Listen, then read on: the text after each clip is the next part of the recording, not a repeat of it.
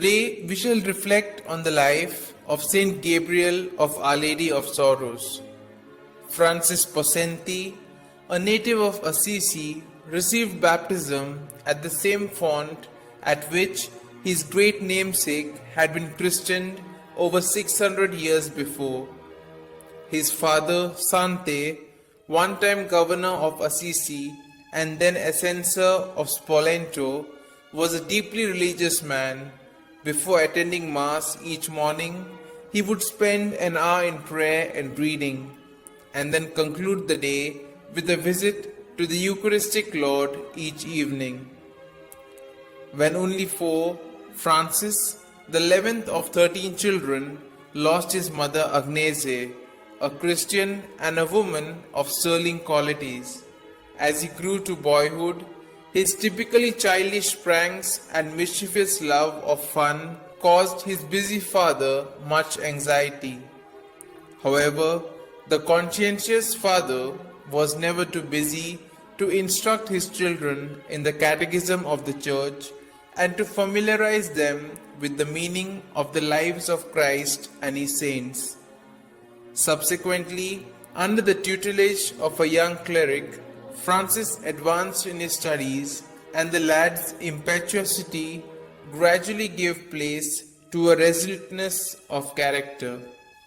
As a young man, Francis was highly obsessed with the trappings of social life, with its endless rounds of dramas, opera, and concerts. However, on 2 occasions, he experienced the chastening influence of a serious illness, each time promising Mary that if cured, he would enter religious life, and of course, on recovering each time, procrastinating. Then came the outbreak of cholera epidemic in Spoleto in the year 1856.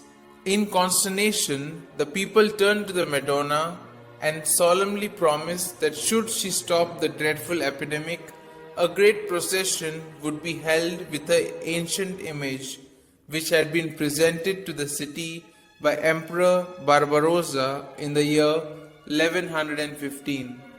The plague did cease. When Francis knelt among the people as the image passed, he was held in thrall by the gaze of the Madonna that seemed to penetrate his soul. This time there was no more delay, and he joined the Passionist at Morovale as Gabriel of Our Lady of Sorrows. Extremely meticulous in observing every detail of the rule, both in letter and in spirit, he possessed a prodigious memory and nursed a deep spirit of prayer. Francis was particularly conspicuous for his fervent devotion to our Lord's Passion, to the Blessed Sacrament, and to the Blessed Virgin. When he was ready to be ordained, having received minor orders in 1861, the political and anti-clerical upheavals in Italy made it unsafe for him to be sent to his bishop, and not long thereafter, Gabriel succumbed to consumption in his 6th year as a Passionist. So many conversions and miracles took place through his intercession after his death that the process of his beatification was begun before the stipulated time. He was beatified in the year 1908 and canonized in the year 1920 in the presence of his aged brother. Saint Gabriel is the chief patron of today's youth, and particularly of interior lives of young novices and professed religious.